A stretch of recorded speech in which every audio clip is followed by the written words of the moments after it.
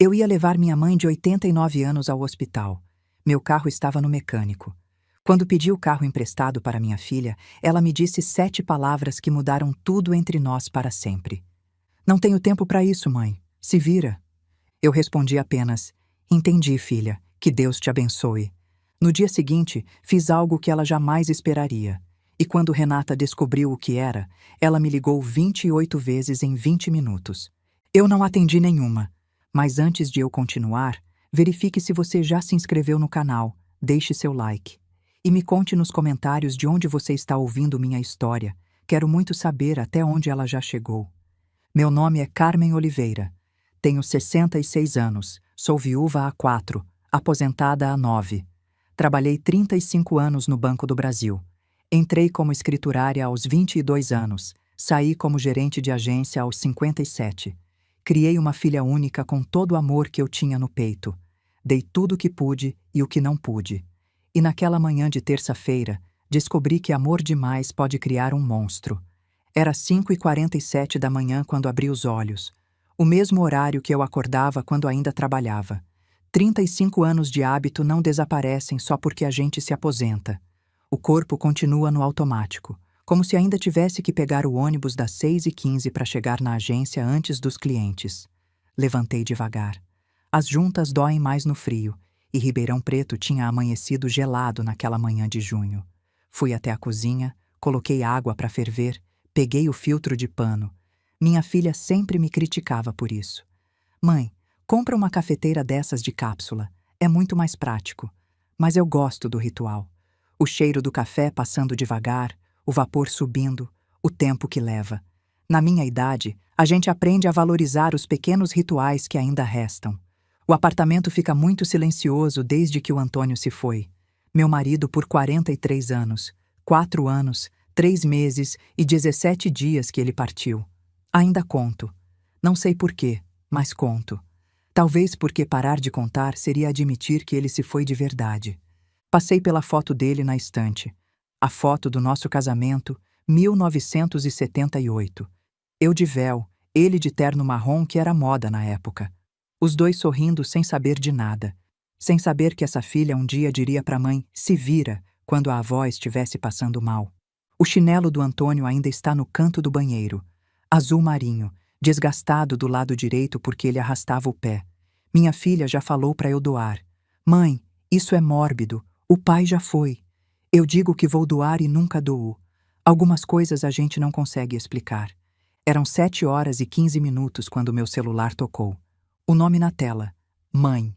Minha mãe, Dona Alzira, tem 89 anos. Viúva também, assim como eu. Meu pai, seu Osvaldo, morreu do coração em 1998. Meu irmão mais velho, o Cícero, morreu do mesmo jeito em 2015. Coração é o ponto fraco da família. A gente herda os olhos, o nariz, o jeito de rir. E herda também a bomba relógio no peito. Por isso, quando minha mãe liga cedo, meu coração acelera. O que é irônico, considerando o problema. Atendi antes de terminar o segundo toque. Mãe, tudo bem? A voz dela veio fraca, hesitante. Filha, desculpa ligar cedo assim. A senhora sabe que pode ligar a hora que for. O que aconteceu? Silêncio do outro lado. Esse silêncio que eu conheço. O silêncio de quem não quer preocupar, mas está preocupada. É que acordei com uma dor no peito. Não é forte, sabe? Mas está diferente. E não vai embora. Meu sangue gelou. Dor no peito. Diferente. Não vai embora. Mãe, a senhora está sentindo falta de ar? Dor no braço? Tontura? Não, não. Só essa pressão aqui no meio, como se tivesse um peso. Há quanto tempo? Acordei assim, umas 2 horas já. 2 horas. Minha mãe estava há 2 horas com dor no peito e só agora me ligou. Essa geração que não quer dar trabalho, que pede desculpa por precisar, que fica 2 horas achando que vai passar sozinho. Mãe, eu vou ligar pro Dr. Marcos agora. A senhora fica quietinha, não faz esforço nenhum. Não levanta, não vai pegar água, não faz nada. Eu desço aí em 10 minutos. Não precisa se incomodar, filha. Mãe, por favor, deixa eu cuidar da senhora. Desliguei e fiquei parada no meio da sala por 5 segundos. Respirei fundo. Não era hora de pânico, era hora de agir. Liguei para o consultório do Dr. Marcos, o cardiologista que acompanha minha mãe há 15 anos. A secretária atendeu no terceiro toque. Consultório Dr. Marcos, bom dia. Bom dia, aqui é Carmen Oliveira, filha da dona Alzira. Minha mãe está com dor no peito desde cedo, preciso de um encaixe urgente. A secretária, que já conhece nosso histórico, não hesitou. Traz ela agora, dona Carmen. O doutor vai atender assim que chegar. Desliguei e fui para o quarto trocar de roupa. Enquanto vestia uma calça jeans e uma blusa qualquer, meu cérebro já calculava. Hospital fica a 20 minutos. Preciso buscar minha mãe primeiro. Ela mora 2 andares abaixo. Somar mais 10 minutos para ela se arrumar. Total, 40 minutos até o consultório. Foi aí que lembrei. Meu carro não estava na garagem. Parei no meio do quarto com a blusa na mão. O Corolla. Meu Corolla 2018, prata, que eu comprei com o dinheiro da rescisão do banco. Estava na oficina do seu Joaquim há 3 dias. Problema na injeção eletrônica. Orçamento de R$ 2.800. A peça vinha de Campinas e tinha atrasado. Droga, eu disse pro nada. Droga, droga, droga. Pensei em Uber, mas minha mãe tem dificuldade para entrar e sair de carro. As pernas não dobram como antes. Ela precisa de apoio, de paciência, de alguém que entenda o ritmo dela. Motorista de aplicativo não tem tempo para isso. Eles estão no relógio, precisam correr para a próxima corrida. Eu já vi minha mãe chorar de vergonha porque demorou demais para entrar num Uber e o motorista bufou. SAMU? Ambulância demora horas para chegar no centro, e nem sempre é emergência de verdade que eles priorizam. Dor no peito sem outros sintomas graves vai para a fila. Foi aí que pensei na Renata. Minha filha, 38 anos, advogada formada, separada há 5 anos do Ricardo, que era contador e não prestava. Mãe do meu neto Pedrinho, 9 anos, luz dos meus olhos. Renata mora a 15 minutos do meu prédio, num apartamento que eu dei para ela. Mas isso eu conto depois. O importante é que ela tem carro. Um Honda HR-V novinho, cor prata, que eu ajudei a comprar com R$ 45 mil do FGTS que o Antônio deixou. É para você ter segurança, filha, eu disse quando entreguei o cheque. Ela nem agradeceu direito. Só reclamou que queria o modelo branco e só tinha prata. Mas tudo bem. Filha é assim. A gente dá de coração e elas recebem como se fosse obrigação. Eu sempre achei que era normal. Olhei para o relógio. 7h28. Renata geralmente acorda por volta das 8, quando tem que levar o Pedrinho para a escola. Se eu ligasse agora, ainda pegava ela em casa. Respirei fundo e disquei. O telefone tocou uma vez, 2, 3, 4, 5. Eu já ia desistir quando ela atendeu. Mãe, a voz era de sono e de irritação. São 7h30 da manhã. Filha, desculpa te acordar, é urgente. Silêncio do outro lado. Depois um suspiro. Daqueles suspiros que dizem mais do que palavras. O que foi agora? Agora. Essa palavrinha me machucou. Como se eu ligasse todo dia pedindo coisas. Como se eu fosse um fardo. Engoli a mágoa e fui direto ao ponto. Sua avó está com dor no peito. Preciso levar ela no cardiologista urgente. Meu carro está no mecânico. Você pode me emprestar o seu por algumas horas? Só para levar ela e trazer. Silêncio. 3 segundos. 4, 5. Hoje não dá, mãe. Eu pisquei. Achei que tinha ouvido errado. Como assim não dá? Filha, sua avó está com dor no peito. Ela tem 89 anos. Você sabe o histórico da nossa família. Eu sei, mãe, mas eu tenho compromisso hoje. Não posso ficar sem carro. Que compromisso? São 7h30 da manhã de terça-feira. Pausa. Eu quase conseguia ouvir ela pensando numa desculpa. Tenho coisas para resolver. Você não precisa saber de tudo da minha vida. Senti uma coisa estranha no peito. Um aperto que não era físico. Era a sensação de perceber algo que você não quer perceber. De ouvir algo que você não quer ouvir. Filha, eu estou pedindo seu carro emprestado por 2, 3 horas no máximo, para levar sua avó ao hospital. Não para o shopping, não para passear. Para o hospital. A mulher que te dava paçoca escondido quando você era criança. Que costurou sua fantasia de festa junina quando você tinha 7 anos porque eu não sabia costurar. Que te ensinou a ler antes de você entrar na escola. Mãe, para! A voz dela subiu. Para com essa chantagem emocional. Eu odeio quando você faz isso. Chantagem? Eu estou pedindo ajuda, Renata, pela sua avó. E eu estou dizendo que não posso. Ponto. Chama um Uber, ou liga para o SAMU, ou pede para a vizinha. Você sempre dá um jeito em tudo, não é? Então dá um jeito. Renata. Mãe, eu não tenho tempo para isso. Se vira. Eu gelei. O que você disse? Eu disse. Se vira. Vocês duas já estão velhas, já viveram o que tinham para viver. Eu ainda tenho minha vida pela frente. Eu tenho problemas meus para resolver. Não posso ficar parando tudo toda vez que vocês precisam de alguma coisa. Silêncio. O mundo parou. Eu parei. Meu coração parou. Entendi, filha. Minha voz saiu rouca, de um lugar que eu não conhecia. Que tenhas um bom dia. Que Deus te abençoe. Desliguei antes que ela pudesse responder. Fiquei parada no meio da sala segurando o telefone. A tela já tinha apagado, mas eu continuava olhando para ela como se fosse ver algo diferente. Como se as palavras fossem se rearranjar e fazer sentido. Se vira. Vocês duas já estão velhas. Já viveram o que tinham para viver. Eu tenho minha vida pela frente. Cada frase era uma faca.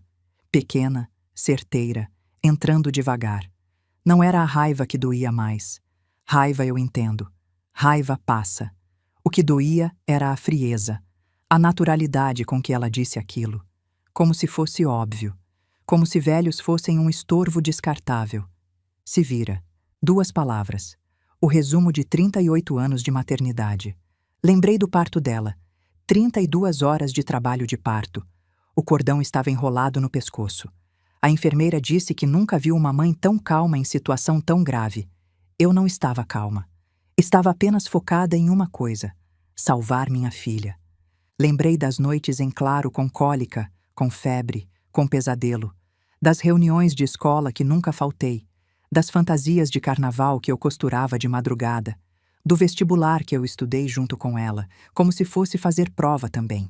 Lembrei dos R$ 127.000 que eu e Antônio pagamos na faculdade de Direito dela, das mensalidades atrasadas que cobrimos escondido para ela não passar vergonha. E agora, se vira. Lembrei do apartamento. O apartamento. R$ 380.000 há 5 anos, quando ela se separou do Ricardo e disse que não tinha onde morar com meu neto. É emprestado, eu disse na época. Ela nem fingiu que ouviu. Mas não era hora de ficar mastigando mágoa. Minha mãe estava 2 andares abaixo com dor no peito. E eu não podia me dar ao luxo de ficar paralisada por causa de uma filha ingrata. Olhei para o retrato do Antônio na estante. Quase pedi desculpa para ele. Você tinha razão, eu pensei. Você sempre teve razão sobre ela. Larguei o celular, peguei a bolsa e saí porta afora. Bati na porta da dona Neide, minha vizinha do 604. Neide tem 71 anos, é viúva também, e tem um Fiat Mobi branco que ela usa para ir à missa e ao mercado. A gente se conhece há 11 anos, desde que me mudei para esse prédio. Não somos íntimas, mas somos o que se pode chamar de boas vizinhas. Aquele tipo de relação onde você pode pedir uma xícara de açúcar ou avisar quando vai viajar. Ela abriu a porta de roupão, cabelo ainda preso numa touca de banho. Carmen, o que foi, minha filha? Aconteceu alguma coisa? Neide, desculpa aparecer assim. Minha mãe está com dor no peito. Preciso levar ela no hospital urgente. Meu carro está no mecânico. Será que você pode... Nem terminei a frase. Ela já estava se virando para dentro do apartamento. A chave está na ignição. Pode pegar. Traz quando puder. Não tenho nada para fazer hoje. Eu pisquei. Você não quer saber mais detalhes? Quanto tempo vai ser? Onde eu vou? Ela me olhou como se eu tivesse feito uma pergunta absurda. Carmen, sua mãe está passando mal. Vai logo. Detalhes a gente vê depois. Peguei a chave. Agradeci com a voz embargada. Desci correndo para o apartamento da minha mãe, no 4º andar. Enquanto o elevador descia 2 andares, eu pensava no contraste. Uma vizinha que eu conheço há 11 anos me emprestou o carro sem pensar 2 vezes. Minha filha de sangue, que eu carreguei 9 meses na barriga, que amamentei por 2 anos, que criei com todo o amor que tinha, me disse para me virar. Neide nem perguntou nada. Renata nem se ofereceu para ajudar de outro jeito. Guardei essa informação num canto da memória. Ia precisar dela depois. Minha mãe já estava sentada na poltrona da sala quando entrei. vestida, penteada, bolsa no colo, pronta. Aos 89 anos, ela ainda tinha aquela dignidade de quem não quer ser vista desarrumada. Vamos, mãe. Ela me olhou com aqueles olhos que conhecem cada ruga da minha alma. O que foi, Carmen? Nada, mãe. Vamos logo. Não me venha com nada. Eu te pari. Conheço essa cara. Foi a Renata? Eu suspirei. Não adiantava esconder. Depois a gente conversa, mãe. Agora o importante é a senhora. Ela não insistiu, mas eu vi no olhar dela que ela sabia. Mães sempre sabem. Levei ela devagar até o carro da Neide. Abri a porta, ajeitei o banco, segurei a mão dela enquanto ela se acomodava. Cada movimento lento, cuidadoso, sem pressa. Era assim que tinha que ser. Se fosse um Uber, o motorista já estaria olhando o relógio. Carro da Neide? Minha mãe perguntou quando entrei no lado do motorista. É, o meu está na oficina. E o da Renata? Silêncio. Eu liguei o carro. Carmen? A Renata estava ocupada, mãe. Ela não respondeu, mas pelo canto do olho, vi ela balançar a cabeça devagar. Aquele balanço de quem entende mais do que deveria. O caminho até a Santa Casa de Ribeirão Preto foi silencioso. Eu dirigia concentrada no trânsito, mas minha mente estava em outro lugar. Voltava para a ligação, para as palavras da Renata, para o tom de voz, para a frieza. Estacionei na porta do consultório às 8h20. O doutor Marcos já estava esperando. 1 hora depois, o diagnóstico. Angina estável. O coração dela estava reclamando, mas não era infarto. Precisava de acompanhamento rigoroso, ajuste na medicação, repouso. Dona Alzira, a senhora está proibida de fazer esforço, o doutor Marcos disse. Nada de carregar peso, subir escada, ficar nervosa, e precisa de alguém por perto nas próximas semanas. Minha mãe olhou para mim. Tenho minha filha. Eu forcei um sorriso. Pode deixar, doutor. Eu cuido dela. Saímos do consultório às 10 horas. Minha mãe quis ir direto para casa. Estava cansada. Mas no carro, antes de eu ligar o motor, ela segurou minha mão. Agora me conta. Contar o quê, mãe? O que a Renata fez? Eu olhei para frente. Pro para-brisa. Para as pessoas passando na calçada. Para qualquer lugar que não fosse os olhos da minha mãe. E contei. Contei a ligação. As palavras. O se vira. O vocês já estão velhas. Cada frase. Cada pausa. Cada facada. Quando terminei, o silêncio no carro era pesado. Minha mãe ficou um tempo sem falar. Depois, a voz dela veio baixa. Sabe o que seu pai dizia? O pai dizia muita coisa, mãe. Ele dizia, filho a gente cria, mas não molda. A gente dá terra, água, sol, faz tudo certo. Mas se a semente decide virar erva daninha em vez de flor, não é culpa nossa, é escolha dela. Eu senti as lágrimas chegando. Engoli. Mãe. Deixa eu terminar, Carmen. Você e o Antônio erraram com essa menina. E eu também errei, porque não falei nada na época. Vocês deram demais, protegeram demais. Toda vez que ela caía, vocês colocavam a almofada embaixo. Toda vez que ela falhava, vocês passavam a mão na cabeça. Agora ela acha que o mundo deve a ela essa almofada. E o que eu faço agora? Minha mãe me olhou. Os olhos dela, aos 89 anos, ainda tinham uma clareza assustadora. Tira a almofada. Deixa ela cair no chão duro. É a única chance dela aprender. E talvez seja a única chance de você se libertar. Dirigi o resto do caminho em silêncio. Deixei minha mãe no apartamento dela, arrumei a cama, deixei água no criado mudo, prometi voltar mais tarde. Ela segurou minha mão antes de eu sair. Você é uma boa filha, Carmen. Sempre foi. Não deixa a Renata te fazer duvidar disso. Voltei para o meu apartamento às 13 horas. Devolvi a chave para Neide, agradeci 1000 vezes. Ela recusou o dinheiro da gasolina. Você faria o mesmo por mim, Carmen. É assim que vizinha de verdade age. Vizinha de verdade. Não filha de verdade. Vizinha. Entrei no meu apartamento, tranquei a porta, sentei no sofá. E chorei. Chorei tudo que tinha engolido a manhã inteira. A dor, a raiva, a decepção. Chorei pelo Antônio, que não estava mais ali para me abraçar. Chorei pela filha que eu achei que tinha criado e pela filha que ela realmente era. Chorei por mim mesma, por ter sido tão cega, tão boba, tão disponível. Chorei até não ter mais lágrimas. E então, algo mudou. Não sei explicar direito. Foi como se o choro tivesse lavado alguma coisa. Como se as lágrimas tivessem levado embora não só a dor, mas também a cegueira. Aquele véu que a gente coloca sobre as coisas que não quer ver. Aquela proteção que a gente dá para o próprio coração. Sentei ereta. Sequei o rosto. Olhei para o relógio. 14h47. E uma clareza fria tomou conta de mim. Minha filha tinha me dito para me virar. Muito bem. Era exatamente isso que eu ia fazer. Eram 22h30 quando sentei na cama com o laptop no colo. Não conseguia dormir. Cada vez que fechava os olhos, ouvia a voz da Renata. Se vira. Ecoando, repetindo, perfurando. 35 anos de banco deixaram uma habilidade em mim. Ler números. Entender o que eles escondem. Identificar padrões que as pessoas não querem que sejam vistos. Abri o navegador. Entrei no Internet Banking. Eu ainda tinha os acessos antigos, aqueles que a gente guarda por precaução. Além disso, o cartão de crédito que Renata usava estava no meu nome. Ela era adicional. Fizemos assim quando ela se separou do Ricardo e estava com o nome sujo. É só enquanto eu me estabilizo, mãe, ela disse na época. Nunca mudou. Como titular, eu tinha acesso total aos extratos. Comecei pelo básico. Extrato da minha conta. Filtrei os últimos 12 meses. Busquei por transferências para a conta da Renata. Os números apareceram na tela, um por um, como provas de um crime que eu não sabia que estava sendo cometido.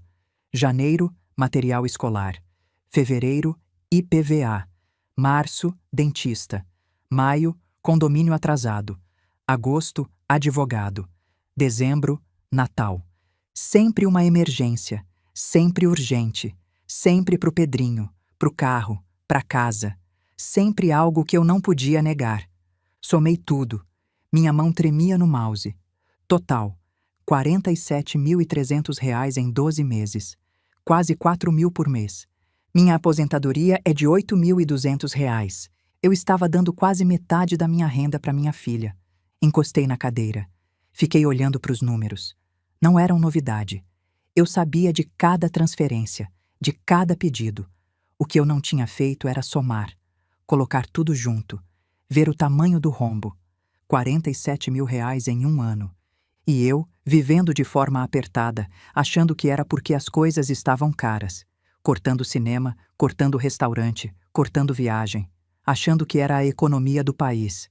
Era a minha filha. Mas não foi isso que me fez gelar de verdade. Não foi a soma. Foi o que eu descobri depois. Acessei os extratos do cartão de crédito dela. Como o cartão estava no meu nome, eu tinha acesso a tudo. Nunca tinha olhado antes. Confiança cega de mãe. Comecei a cruzar as datas. Maio, quando ela me pediu R$ 6.000 para o condomínio atrasado. Fui verificar o extrato do cartão daquele mês. O que encontrei? R$ 380 no restaurante Figueira, jantar. R$ 520 na boutique feminina chique. R$ 2.800 em Golden Bet Entretenimentos. Golden Bet Entretenimentos. O nome não me disse nada na hora. Continuei olhando. Julho, quando ela me pediu R$ 3.500 para a natação do Pedrinho. Menos R$ 3.200 no Esporte Clube Ribeirão. Confere a natação. R$ 2.100 em Golden Bet Entretenimentos. Agosto, quando me pediu R$ 5.000 para o advogado. Nenhum pagamento para advogado. R$ 4.100 em Golden Bet Entretenimentos. Outubro, festa do Pedrinho. R$ 1.200 no Bufete Infantil Alegria, festa simples. R$ 3.800 em Golden Bet Entretenimentos.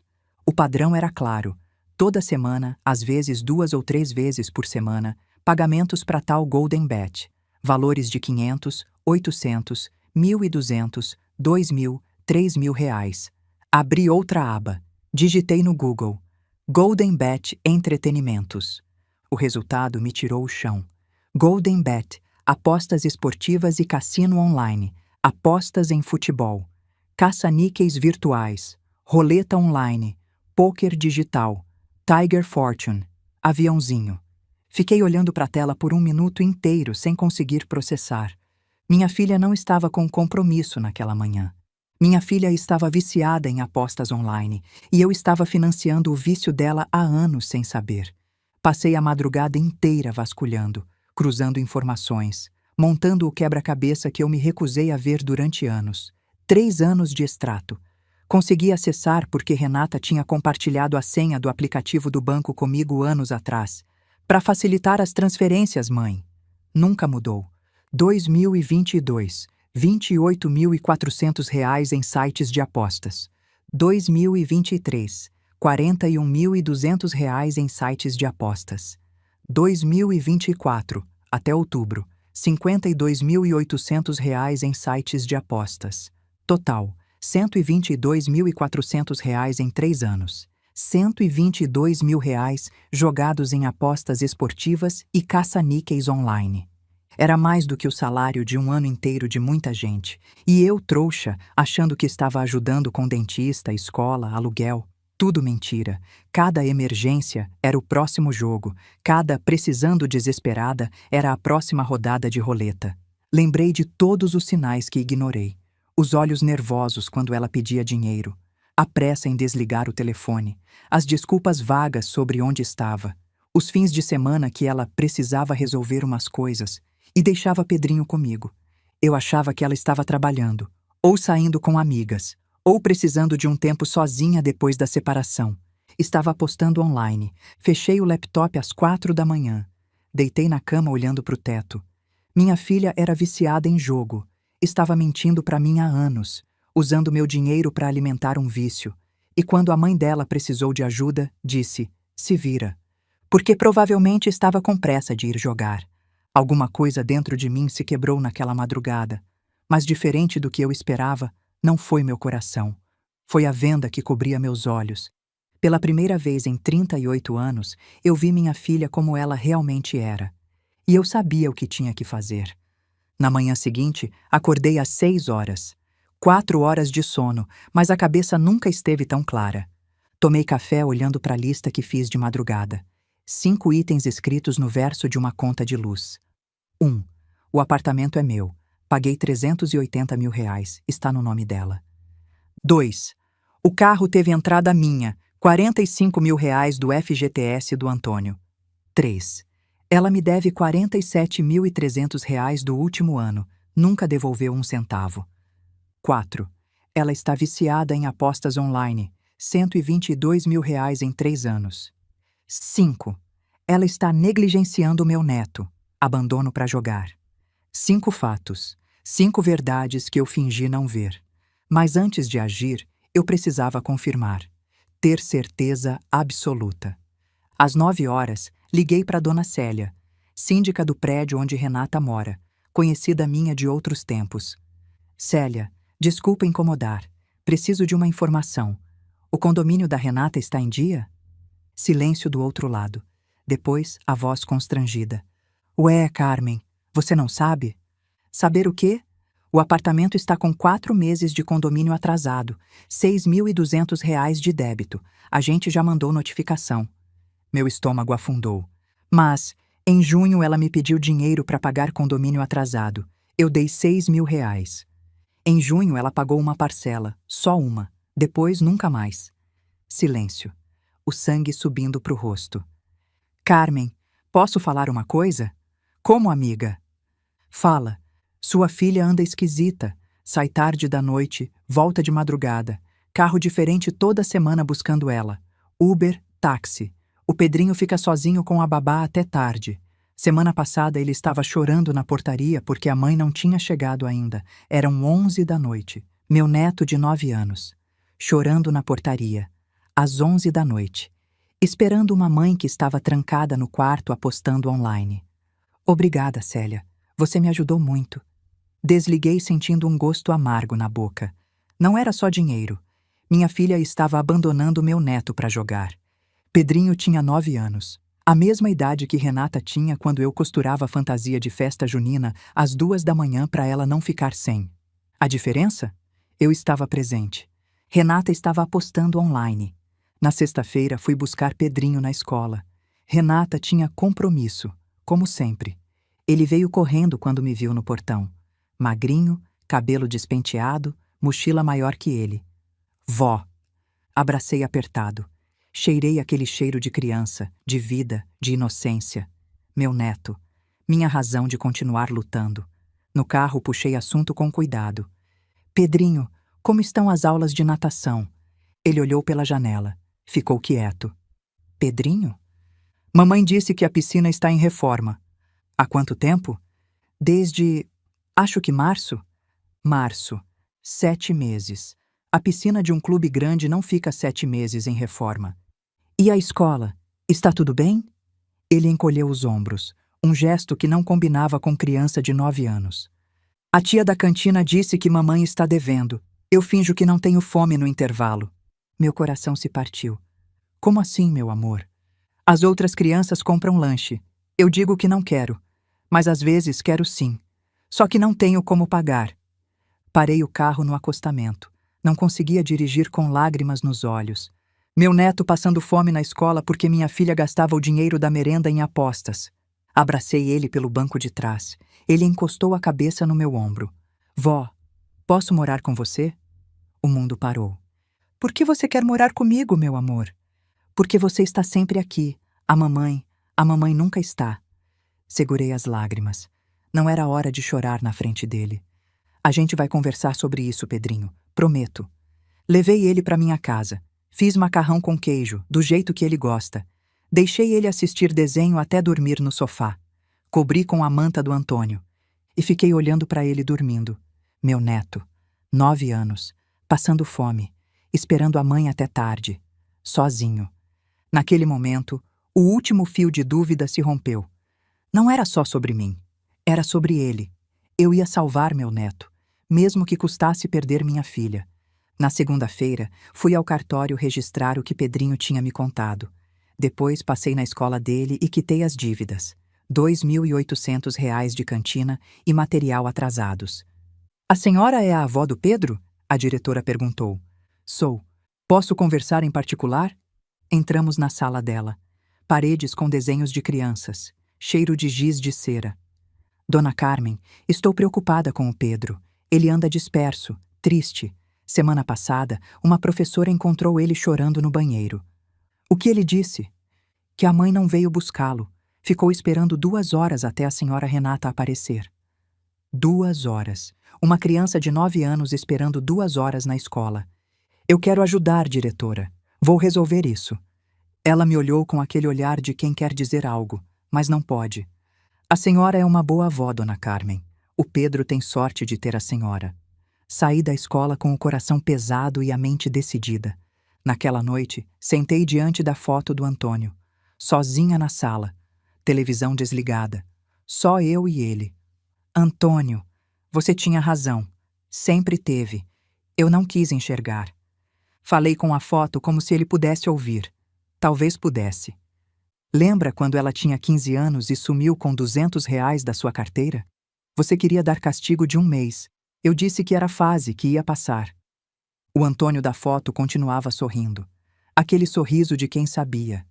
Lembra quando ela bateu o carro com 18 anos dirigindo bêbada e você queria que ela pagasse o conserto? Eu paguei escondida para vocês não brigarem. Silêncio. Só o barulho do relógio na parede. Lembra quando ela não passou na federal e você disse que ela ia para a pública ou trabalhava? Eu abri o cofre e paguei a particular. Passei a mão na foto. O vidro estava frio. Foram 38 anos assim, Antônio. Toda vez que ela ia cair, eu colocava a almofada. Agora ela acha que o mundo deve ser macio. Senti as lágrimas chegando. Deixei rolar. Você falava, Carmen, amor de mãe também precisa de limite. Eu não entendia. Achava que amor era dar, dar, dar. Respirei fundo. Mas não é, né? Amor também é deixar cair, para a pessoa aprender a levantar. Fiquei em silêncio, olhando para o sorriso dele. O que eu faço agora, Antônio? Me dá um sinal. Nesse momento, meu celular vibrou. WhatsApp. Renata. Mãe, preciso de R$ 3.000 urgente. É pro Pedrinho. Nenhuma pergunta sobre a avó. Nenhum desculpa por aquele dia. Nenhum como a senhora está. Só dinheiro. Olhei pro Antônio na foto. Jurava que ele estava sorrindo de canto. Respondi. Não. Ela. Como assim não? é pro seu neto. Eu. Qual escola de natação o Pedrinho frequenta? 3 minutos de silêncio. Vi ela digitando, apagando, digitando de novo. Que pergunta é essa? Eu. Responde. Esporte Clube Ribeirão. Eu. Interessante. Liguei lá ontem. Me disseram que o Pedrinho não faz natação desde março. Cancelaram por falta de pagamento. O online desapareceu. Ela saiu do WhatsApp. Eu digitei mais uma mensagem. Quanto você perdeu no Golden Bet ontem? E bloqueei o número dela. Olhei para a foto do Antônio. Obrigada pelo sinal, meu amor. Na terça-feira seguinte, marquei consulta com o Dr. Fábio Mendonça, advogado especialista em direito de família, colega de banco dos anos 90. Um dos poucos que eu sabia que podia confiar. Carmen, quanto tempo? Ele me abraçou na porta. Cabelos grisalhos, olhos que ainda brilhavam com inteligência. Fábio, preciso da sua ajuda. É sobre minha filha. O sorriso dele murchou. Senta aqui. Me conta tudo. Contei. Cada detalhe, cada número, cada descoberta. Mostrei os documentos que tinha trazido, extratos, conversas de WhatsApp, fotos de comprovantes. Ele ouviu em silêncio por 20 minutos. Anotou algumas coisas. Quando terminei, tirou os óculos e esfregou os olhos. Carmen, vou ser honesto. Juridicamente a situação é complicada. O apartamento está no nome dela. Doação formalizada é difícil de reverter. E se não foi doação? Ele ergueu as sobrancelhas. Como assim? E se foi empréstimo? Empréstimo que ela nunca devolveu? Você tem isso documentado? Abri meu celular. Procurei nas conversas antigas. Achei. Tenho uma conversa de WhatsApp de 5 anos atrás onde ela diz, e eu cito: Mãe, assim que eu me organizar, passo o apartamento de volta para o seu nome ou te pago tudo. Prometo. Fábio arregalou os olhos. Você guardou isso? Fábio, trabalhei 35 anos em banco. Eu guardo extrato de talão de cheque de 1987. Claro que guardei. Ele riu. Pela primeira vez desde que cheguei. Carmen, você não mudou nada. Isso muda tudo. Se ela prometeu devolver, não foi doação. Foi comodato, empréstimo gratuito com expectativa de devolução. O que significa? Significa que você pode exigir o imóvel de volta, ou a conversão em aluguel. O comodato pode ser rescindido a qualquer momento pelo comodante. No caso, você. E se ela não quiser devolver? Aí a gente entra na justiça, e com esse histórico que você está me mostrando, inadimplência de condomínio, negligência com o menor, vício em jogo documentado, o juiz vai olhar com muita simpatia para o seu lado. Fiquei em silêncio processando. E o Pedrinho? Perguntei. Não quero que ele sofra com isso. Você pode pedir guarda compartilhada. Com o que você está descrevendo, abandono, negligência, criança chorando sozinha, qualquer juiz de família vai considerar. Respirei fundo. Quanto tempo leva, Fábio? Se ela aceitar acordo, 2 semanas. Se brigar na justiça, 6 meses a 1 ano. Olhei para a janela. O sol entrava pelas venezianas, fazendo listras de luz no chão. Pensei no Pedrinho passando fome na escola. Pensei na Renata apostando de madrugada. Pensei nos 38 anos que passei colocando almofada. Começa amanhã, Fábio. Tem certeza? Minha filha vai aprender que ações têm consequências. Os 3 dias seguintes foram de preparação. Metódica, fria, profissional. Primeiro, a documentação. Reuni tudo. Escritura original do apartamento que ainda estava guardada comigo. Comprovantes de pagamento do imóvel, todos no meu nome. A conversa de WhatsApp com a promessa de devolução. Extratos mostrando as transferências nunca retribuídas. Prints dos pagamentos em sites de apostas. Testemunho por escrito de Dona Célia, a síndica. Relatório da escola sobre a situação do Pedrinho. Cada documento era uma peça do quebra-cabeça, e quando juntei tudo, a imagem era clara. Depois, as providências práticas. Fui à escola do Pedrinho e quitei todas as dívidas pendentes. Conversei com a diretora, expliquei a situação familiar, pedi sigilo, deixei meu número como contato de emergência. Liguei para o Esporte Clube Ribeirão. Confirmei que a matrícula do Pedrinho na natação tinha sido cancelada em março por falta de pagamento. Paguei as pendências e reativei. Ele ia voltar a nadar. Visitei minha mãe todos os dias. Ela estava se recuperando bem. O Dr. Marcos ajustou a medicação e ela estava respondendo. Contei o que estava fazendo. Está certo, filha, ela disse. Devia ter feito isso há muito tempo. Na segunda-feira, às 9 horas da manhã, eu e Dr. Fábio estávamos no cartório de Ribeirão Preto. A notificação extrajudicial estava pronta. 2 páginas. Cada palavra pesada como chumbo. A senhora Renata Oliveira Mendonça. Por meio desta, fica notificada de que a signatária, Carmen Oliveira da Silva, solicita formalmente 1. A desocupação do imóvel localizado na Rua das Acácias, 742, apartamento 301, Ribeirão Preto, São Paulo, no prazo de 30 dias, ou 2. A conversão do comodato em contrato de locação no valor de R$ 2.500 mensais, com caução de 3 meses. Fundamentação. O referido imóvel foi adquirido pela notificante em 2019 pelo valor de R$ 380 mil, colocado em nome da notificada sob condição de comodato, empréstimo gratuito, com promessa de devolução futura, conforme documentação anexa. Dado o descumprimento das condições implícitas do comodato, inadimplência condominial, degradação do bem, não cumprimento de promessa de devolução, a notificante exerce seu direito de rescisão unilateral. O não atendimento no prazo implicará medidas judiciais cabíveis. Assinei às 9h47 de uma segunda-feira normal. Minha mão não tremeu. Minha voz não falhou. O cartorário me olhou por cima dos óculos. A senhora tem certeza, dona Carmen? Tenho mais certeza disso do que tive de muita coisa na vida. A notificação seria entregue por portador do cartório na manhã seguinte. Às 9 horas de terça-feira, minha filha ia descobrir que o tapete tinha sido puxado. Fui para casa, fiz café, liguei a televisão no mudo, sentei na poltrona do Antônio e dormi a melhor noite de sono dos últimos 5 anos.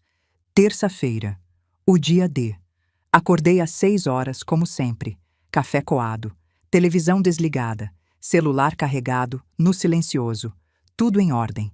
Às 8 horas, o portador do cartório saiu com a notificação. Às 9h15, ele tocou a campainha do apartamento de Renata. Às 9h23, meu celular mostrou a primeira notificação. Renata, bloqueado, tentou ligar. Às 9h24, outra tentativa. 9h25, 9h26, 9h27. Em 20 minutos, 28 chamadas bloqueadas. Eu não atendi nenhuma. Às 9h45, mensagem de número desconhecido. Provavelmente ela usando o celular de alguém. Mãe, que loucura é essa? O que significa essa notificação? Não respondi. Você está louca? Vão me jogar na rua? Eu tenho um filho. Não respondi.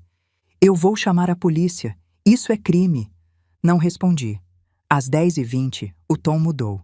Mãe, por favor, vamos conversar. Eu estava estressada aquele dia. Não falei sério. Não respondi. Mãe? Mãe? Às 11 horas, a mensagem que eu esperava. Eu posso ir aí? Precisamos conversar, por favor. Respondi apenas. Às 15 horas. Não traga drama. Sentei na poltrona do Antônio e esperei. Às 15h07, o porteiro interfonou. Dona Carmen, sua filha está aqui.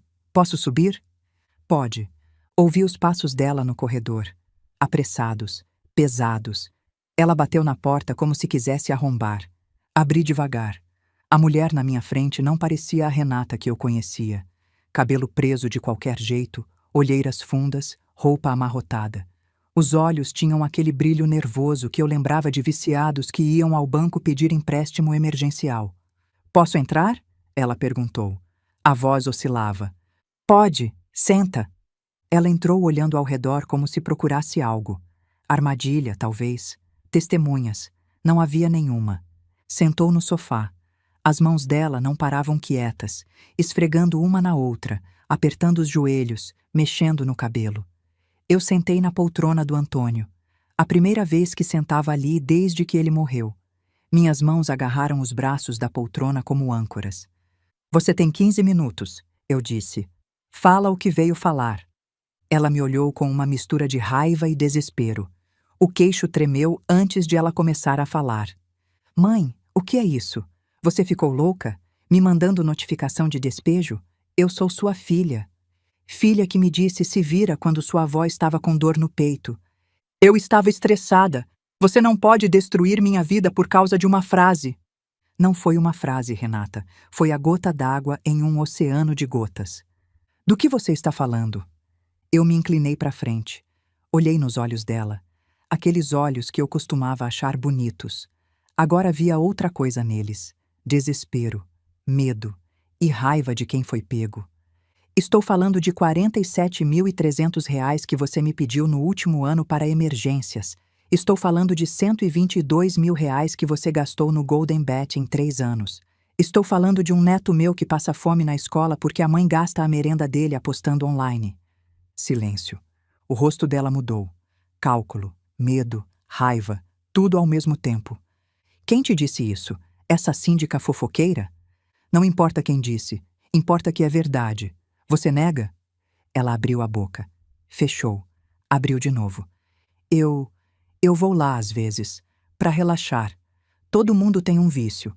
Alguns bebem. Eu jogo um pouco. R$ 122.000 não é um pouco, Renata. É mais do que o valor do seu carro. Como você sabe disso? A voz subiu. Você me investigou? Invadiu minha privacidade? O cartão está no meu nome, Renata. Você é adicional. Tenho acesso a tudo. E antes que você grite, tudo o que eu fiz foi legal. Você não tinha esse direito. E você tinha o direito de me pedir dinheiro para a escola do Pedrinho e gastar em apostas? Tinha o direito de deixar meu neto de 9 anos sozinho até meia-noite enquanto você apostava online? Você não sabe do que está falando. Ela estava ficando vermelha. Minha vida não é fácil. Ricardo não paga pensão direito. Meu salário não cobre tudo. Você não sabe a pressão que eu sofro. Você ganha R$ 7.500 por mês como advogada. Recebe R$ 2.200 de pensão do Ricardo, que eu verifiquei está em dia. E mora de graça num apartamento de R$ 380.000 que eu paguei. Com essa estrutura, você deveria estar guardando dinheiro, não mendigando da sua mãe. Eu não mendigo. Mensagem de 14 de outubro, 23h47. Eu peguei o celular. Li em voz alta. Mãe, por favor, é urgente. Preciso de R$ 3.000 para não cortarem a luz. Eu transferi às 6 horas da manhã seguinte. A conta de luz era R$ 380. Os outros R$ 2.620 foram para o Golden Bet às 22 horas do mesmo dia. Ela fechou os olhos. As lágrimas começaram a escorrer. Você não entende. A voz saiu quebrada. Eu não consigo parar. Eu juro que tento, mas não consigo. Eu sei. Minha voz saiu mais suave do que eu esperava. Vício é doença. Por isso estou fazendo o que estou fazendo. Me jogando na rua? Te tirando a almofada, para você sentir o chão. É a única chance de você acordar. Ela levantou a cabeça. Olhou para mim com ódio. Você está fazendo isso para se vingar, por causa daquele dia. Não, Renata. Se fosse vingança, eu teria ido à polícia. Teria denunciado você por estelionato.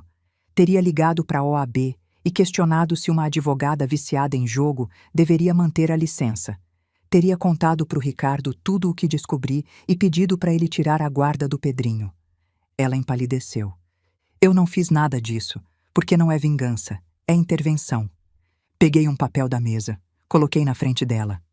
Tenho uma proposta. Você tem 2 opções. Ela olhou para o papel como se fosse uma sentença de morte. Opção 1. Você devolve o apartamento para o meu nome. Continua morando lá pagando R$ 1.500 de aluguel, que é abaixo do mercado. Assina compromisso de iniciar tratamento para ludopatia numa clínica credenciada. Me concede guarda compartilhada do Pedrinho, com pernoites às sextas e sábados.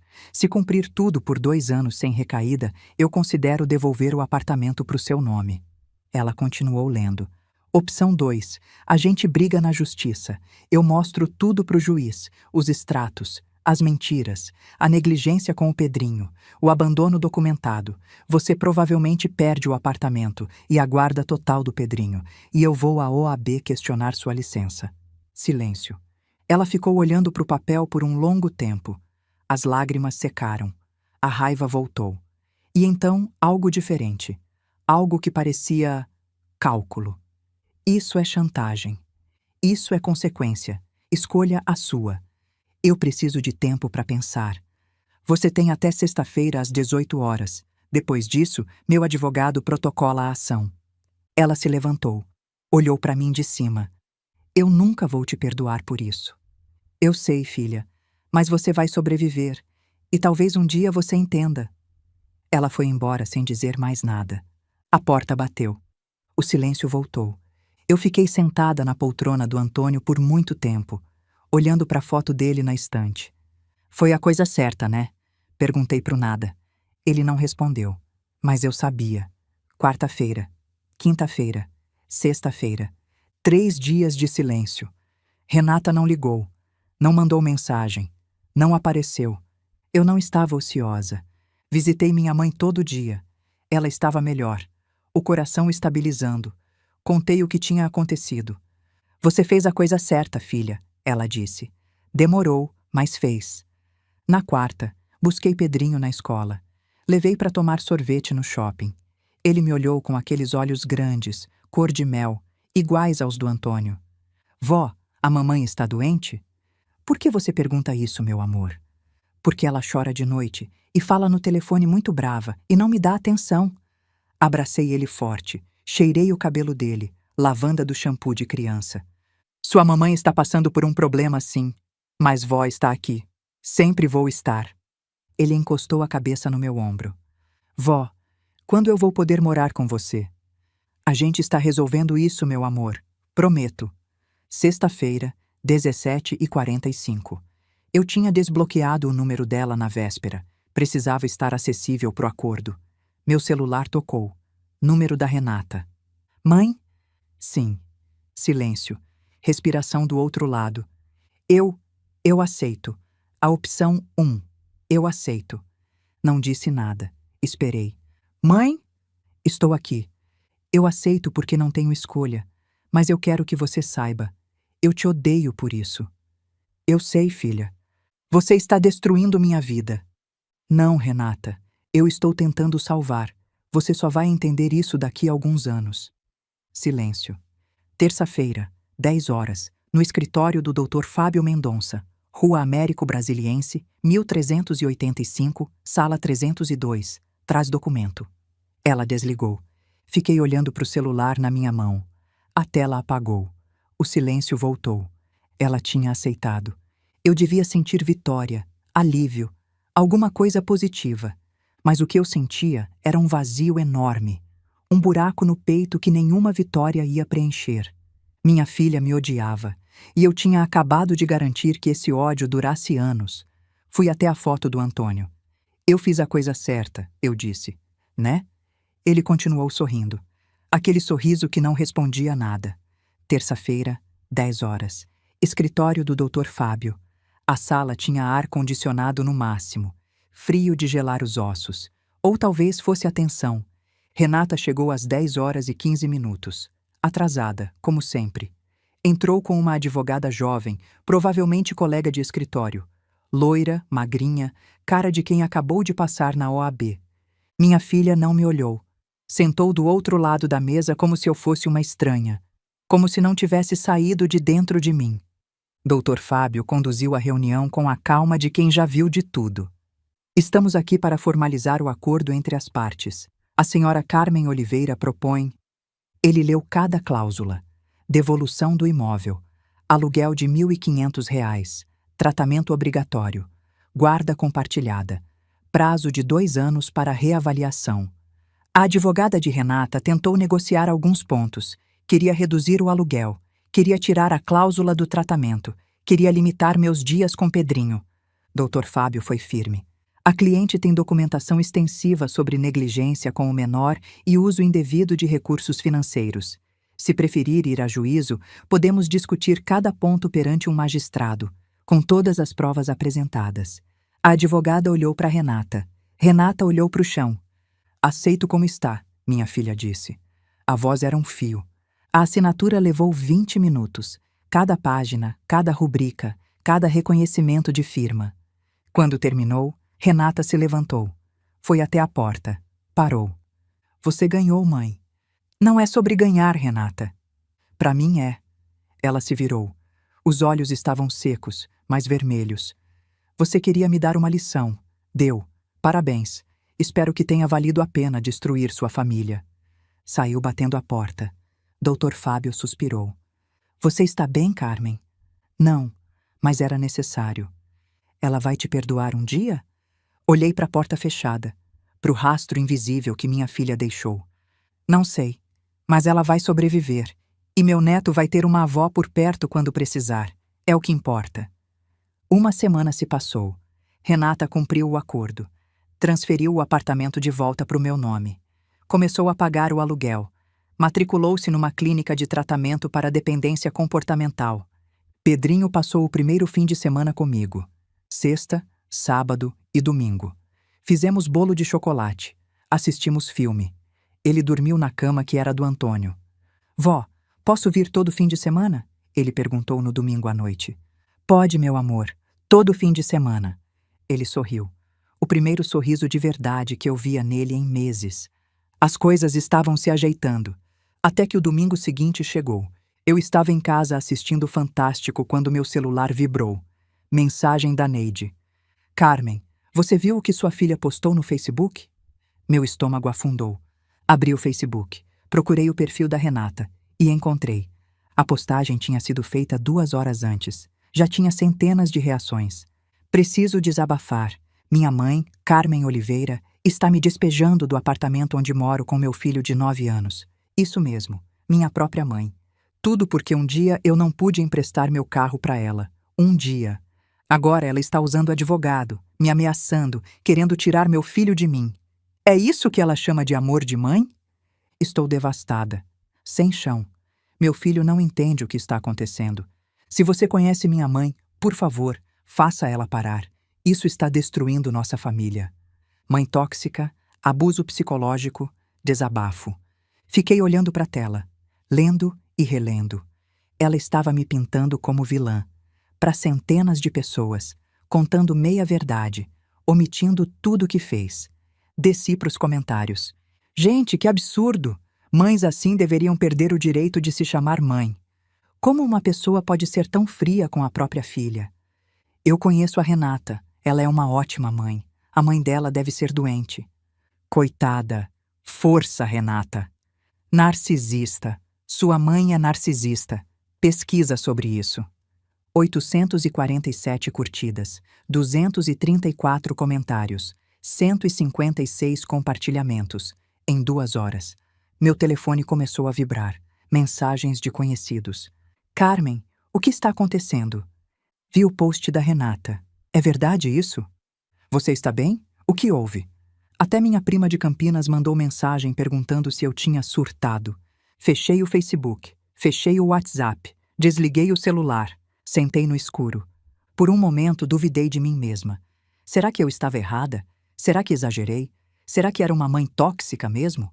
Olhei para o retrato do Antônio. Você sabe a verdade, eu disse. Eu sei a verdade. Deus sabe a verdade. O resto é barulho.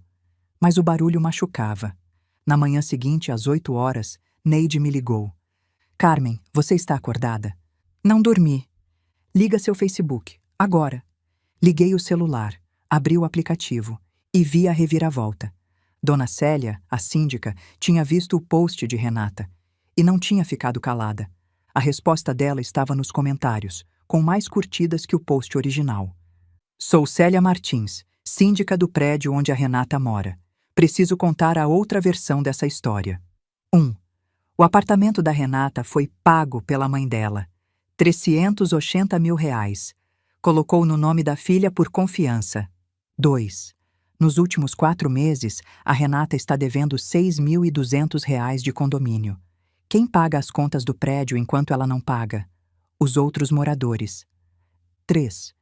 Eu mesma já vi o menino de 9 anos dela sozinho na portaria às 11 da noite esperando a mãe chegar. Mais de uma vez. 4. Não sei os detalhes do acordo entre elas, mas sei que a dona Carmen é uma das pessoas mais generosas que já conheci. Antes de julgar, perguntem a história completa. O comentário tinha 1.200 curtidas e estava crescendo. Embaixo dele, outros moradores do prédio confirmavam. Eu moro no mesmo andar. Já ouvi o menino chorando sozinho no apartamento à noite, várias vezes. A dona Carmen pagou a festa de Natal do condomínio no ano passado, do próprio bolso. Essa mulher é um anjo. Renata, você esqueceu de contar que sua mãe pagou tudo para você. Apartamento, carro, escola do filho. E você ainda reclama? A narrativa estava virando, mas o golpe final veio de onde eu menos esperava. Neide. Minha vizinha tinha postado separadamente no próprio perfil. Fui vizinha da dona Carmen por 11 anos. Nunca conheci mãe mais dedicada. Quando a avó de 89 anos precisou ir ao hospital, a Renata disse: "Se vira." Eu emprestei meu carro sem pestanejar. E tenho o áudio da ligação. A própria Renata gravou e me mandou no dia, querendo provar que a mãe estava exagerando. Guardei sem saber que ia precisar. Tem gente que confunde parar de ser capacho com ser mãe tóxica. Não é a mesma coisa. O áudio. Neide tinha o áudio. Eu nem sabia que ela tinha isso. Mas agora todo mundo sabia. Em 12 horas, a narrativa inverteu completamente. Os comentários agora eram contra Renata. Gente, ouvi o áudio. Ela disse: "Vocês já estão velhas para a própria mãe, com a avó passando mal. Que horror! A mãe deu tudo para ela e ela trata assim? Ingrata não tem limite." Renata, você deveria ter vergonha de postar isso. Coitada da dona Carmen, criou uma cobra. A hashtag Força Dona Carmen começou a aparecer. Renata deletou o post. Mas já era tarde. Os screenshots circulavam. O áudio tinha sido compartilhado centenas de vezes. Meu telefone tocou. Número desconhecido. Mãe? A voz de Renata estava irreconhecível. Rouca, chorosa, desesperada. Sim. Faz eles pararem. Por favor, faz a Neide tirar o áudio. Minha vida está acabada. Estão me chamando de monstro. Clientes do escritório estão vendo. Meu chefe ligou perguntando o que está acontecendo. Silêncio. Mãe? Você está aí? Estou. Por favor, eu sei que errei, eu sei, mas isso está destruindo tudo. Minha carreira, minha reputação, tudo. Respirei fundo. Renata, eu não pedi para ninguém postar nada. A Célia se manifestou por conta própria. A Neide também. Elas viram o que você escreveu sobre mim e decidiram contar a verdade. Mas você pode pedir para elas tirarem. Não, eu não posso. Você jogou a primeira pedra, Renata. Você me expôs publicamente. Contou meia-verdade para centenas de pessoas. Me chamou de mãe tóxica. Quis destruir minha reputação. Eu estava com raiva. E agora está sentindo o que é ter a reputação atacada. A diferença é que as pessoas que estão te atacando estão contando a verdade. Você estava mentindo. Silêncio do outro lado. Só a respiração pesada. Eu te odeio. Ela disse. Eu te odeio mais do que já odiei qualquer pessoa na minha vida. Eu sei, filha, mas o ódio vai passar. E quando passar, talvez você entenda que tudo isso era necessário. Ela desligou. Fiquei olhando para o celular. Parte de mim sentia alívio. A verdade estava lá fora. Outra parte sentia pena. Renata estava exposta, humilhada, destruída publicamente. Mas então lembrei. Ela me expôs primeiro. Ela jogou a primeira pedra. Eu apenas não deixei as pedras me atingirem calada. 3 semanas depois, a audiência. O acordo extrajudicial estava assinado, mas Renata decidiu contestar alguns pontos, especificamente a cláusula do tratamento obrigatório e a guarda compartilhada. Fomos parar no Fórum de Ribeirão Preto. A sala do tribunal era gelada. Ar-condicionado no máximo, como se quisesse congelar as emoções. Juíza. Doutora Márcia Helena, 57 anos, conhecida por rigor e senso de justiça. Renata entrou com a advogada jovem. Roupa social escura, cabelo preso, maquiagem pesada para esconder as olheiras. Não me olhou. Eu entrei com o Dr. Fábio e uma pasta de 47 páginas de documentação. A juíza nos olhou como quem já viu de tudo. Estamos aqui para homologar acordo extrajudicial referente ao imóvel da Rua das Acácias, 742, e questões de guarda do menor Pedro. A requerida contesta alguns termos. Doutora Juliana, seu advogado tem a palavra. A advogada de Renata se levantou. Meritíssima, minha cliente contesta a obrigatoriedade de tratamento psicológico como condição para manter residência no imóvel.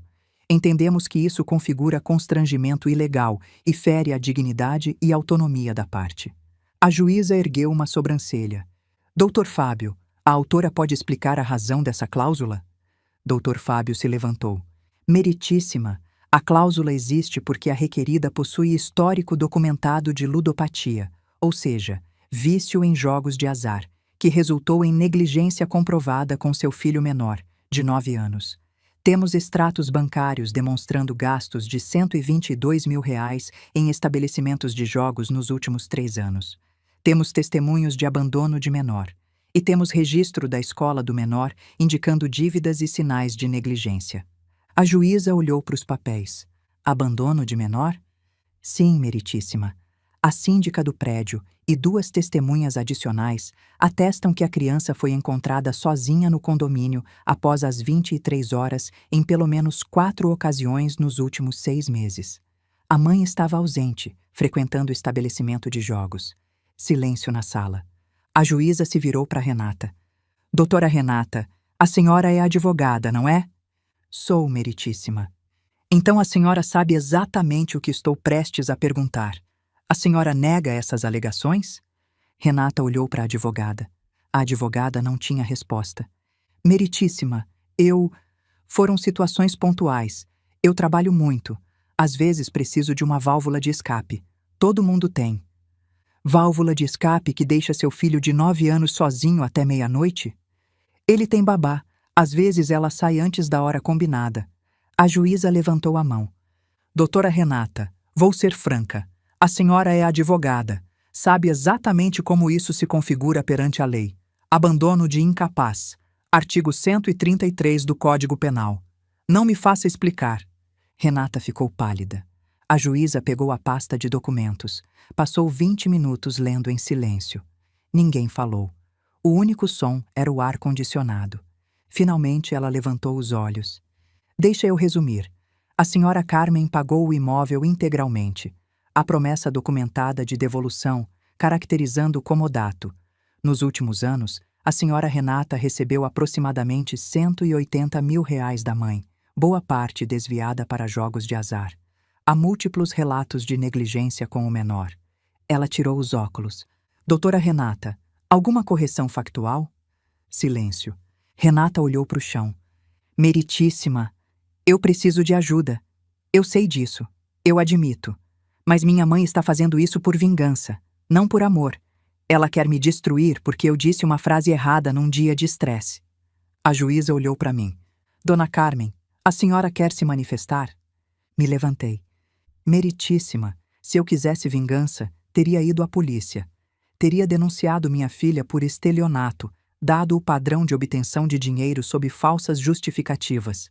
Teria acionado a OAB para questionar sua licença profissional. Teria pedido guarda unilateral do meu neto, com as provas que tenho. Respirei fundo. Eu não fiz nada disso. O que eu fiz foi oferecer um acordo. Moradia abaixo do valor de mercado, condicionada a tratamento para uma doença que ela claramente possui. Isso não é vingança. É intervenção. É a única forma que encontrei de ajudar minha filha a se ajudar. A juíza assentiu. Mais alguma coisa, dona Carmen? Só uma coisa, meritíssima. Eu errei a vida inteira com minha filha. Protegi demais, dei demais, perdoei demais. Cada vez que ela caía, eu colocava a almofada. Agora ela não sabe cair. E quando a pessoa não sabe cair, não sabe levantar. Não estou aqui por raiva. Estou aqui porque quero minha filha de volta. A filha que ela era antes de se perder. E às vezes, a única forma de trazer alguém de volta é parar de empurrar na direção errada. Silêncio. A juíza ficou me olhando por um longo momento. Depois voltou para os papéis. Vou homologar o acordo com os seguintes termos. Primeiro, o imóvel retorna para nome da senhora Carmen Oliveira, com usufruto concedido à senhora Renata Mendonça, mediante pagamento de R$ 1.500 mensais, valor abaixo do mercado local. Segundo, a senhora Renata iniciará tratamento para ludopatia em clínica credenciada pelo Ministério da Saúde, com relatórios mensais ao juízo de acompanhamento. Terceiro, A guarda do menor Pedro Henrique permanece com a mãe, mas será concedida guarda compartilhada com a avó materna, Carmen Oliveira, com pernoites obrigatórios às sextas e sábados. Quarto, o descumprimento de qualquer termo resultará em reavaliação imediata da guarda e do direito de moradia. As partes concordam? A advogada de Renata sussurrou algo no ouvido dela. Renata levantou a cabeça. Olhou para mim pela primeira vez desde que entramos na sala. Nos olhos dela, vi uma mistura de ódio, vergonha e algo que quase parecia alívio. Concordo, ela disse. Concordo, eu disse. Então está homologado. A juíza fechou a pasta, mas antes de dispensar, olhou diretamente para Renata. Doutora Renata, uma última coisa. Fora dos autos, de mulher para mulher. A senhora tem 38 anos. Tem um filho que precisa da senhora inteira, não pela metade. Tem uma mãe que claramente a ama, apesar de tudo. E tem um problema que vai destruir tudo isso se a senhora não tratar. Procure ajuda de verdade. Não por obrigação legal. Por você mesma. Renata não respondeu. A audiência terminou. Saímos do fórum em silêncio. Renata foi para um lado. Eu fui para o outro. No corredor gelado, algo se encerrou. E algo novo começou. Eu não sentia vitória. Não era competição. Sentia tristeza, alívio, exaustão e, no fundo, uma semente de esperança. Talvez minha filha ainda pudesse ser salva. Não por mim, mas pelo chão duro que ela finalmente ia sentir. Um mês depois. Renata começou o tratamento na Clínica Nova Vida, especializada em dependências comportamentais. Os primeiros relatórios que chegaram ao juízo eram cautelosos, mas positivos. Ela comparecia às sessões, participava dos grupos de apoio, não tinha tido recaídas. O aluguel de R$ 1.500 chegou pontualmente no dia 5. Primeira vez na vida que minha filha me pagou alguma coisa. Pedrinho passou todos os fins de semana comigo. Voltou para a natação. As dívidas da escola estavam zeradas. Ele estava comendo direito, dormindo direito, sorrindo direito. Numa sexta-feira, enquanto eu fazia jantar, ele apareceu na cozinha. Vó, posso te contar uma coisa? Claro, meu amor. Ele sentou no banquinho perto do fogão, balançou as perninhas. A mamãe está diferente. Diferente como? Ela está mais quieta, mas também mais presente. Ontem ela sentou comigo para fazer lição de casa. Faz tempo que ela não fazia isso. Parei de mexer a panela. Olhei para ele. E como você se sente com isso? Ele pensou, franzindo a testa como o Antônio fazia quando estava concentrado. Eu gosto, mas também tenho medo. Medo de quê? Medo de ela voltar a ser como era antes, de sumir de novo, de eu ficar esperando e ela não chegar. Desliguei o fogo. Ajoelhei na frente dele. Segurei as mãozinhas. Pedrinho, escuta a avó. Sua mãe está aprendendo algumas coisas difíceis. Às vezes adulto precisa aprender, igual criança. E aprender dói. Mas a avó vai estar aqui, sempre. Se sua mãe não puder, a avó pode. Tá bom? Ele me abraçou. O cheirinho de shampoo de criança. O calorzinho do corpinho pequeno. Tá bom, vó. 10 meses depois. Renata e eu não voltamos a ser o que éramos antes. Talvez nunca voltássemos. Mas construímos algo diferente. Não melhor nem pior. Diferente. Ela me ligava às quartas-feiras. Ligações curtas, protocolares. Mas eram ligações. Oi, mãe, tudo bem? Tudo, filha. E você? Na luta.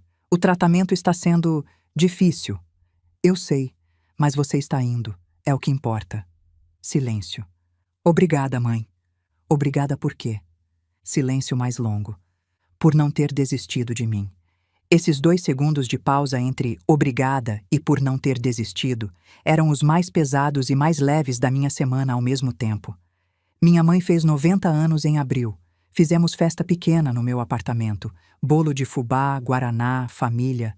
Renata veio. Chegou atrasada, ficou no canto, quase não falou. Mas veio. Antes de ir embora, ela se aproximou da avó. Ajoelhou na frente da poltrona onde Alzira estava sentada. Me desculpa, avó, por aquele dia, pelo que eu disse. Minha mãe segurou o rosto dela. Aquelas mãos enrugadas, cheias de manchas de idade, segurando o rosto da bisneta. Você está aqui. É o que importa. Renata chorou. Pela primeira vez em meses, eu vi minha filha chorar de verdade. Não de raiva, não de frustração, de algo mais profundo. Ela foi embora sem se despedir de mim. Mas tudo bem, um passo de cada vez.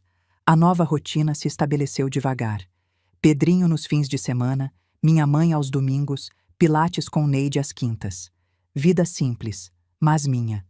Minha conta bancária, pela primeira vez em 5 anos, estava crescendo. Não muito. 500, 600 reais por mês que sobravam. Mas sobravam. Comecei a guardar. Para a faculdade do Pedrinho. Ele queria ser veterinário, ou astronauta, ou youtuber. Mudava toda semana. Qualquer que fosse, eu queria estar lá para ver. 1 ano depois do confronto, domingo de manhã. Eu estava na cozinha fazendo café quando a campainha tocou. Abri a porta. Renata estava ali, sem avisar. Cabelo mais curto, roupas mais simples, olhar diferente. Menos desesperado, mais presente. Posso entrar? Claro! Ela entrou. Olhou ao redor. Para o sofá onde tinha sentado naquele dia. Para a poltrona do Antônio onde eu tinha sentado para dar o ultimato. Sentou no sofá. Eu sentei na poltrona. Silêncio. Ela tirou um envelope do bolso.